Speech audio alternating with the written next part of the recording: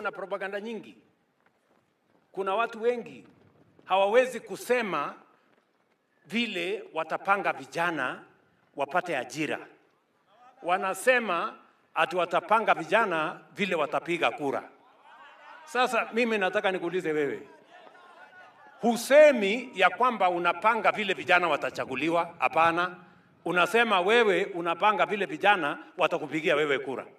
Watakupigia wewe kura ndio wapate nini? You know, kama wewe unatafuta kura ya mtu, give him a plan. What is in it for them? Wewe unataka kupigiwa kura na wao nini yao iko kwa hiyo kura yako? Sijui kama tunaelewana my friends. Si ndio?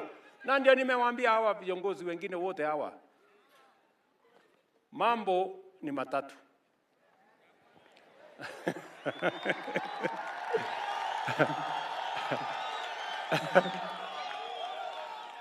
Si ndio? Mambo ni mangapi? Tafuta sera, agenda na manifesto na program. Number 1.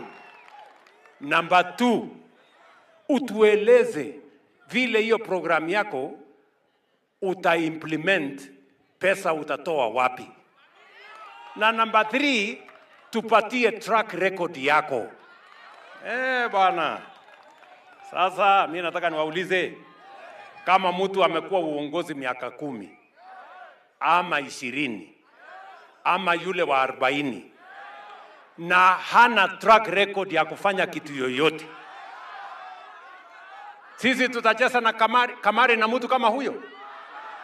Ati tufanye siasa ya guesswork?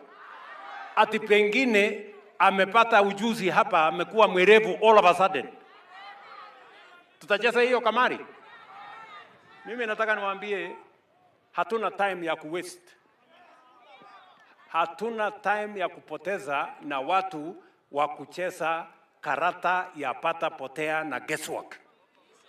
You must give us a plan. You must demonstrate to us that you have a track record of doing something. Ama namna gani? Yes.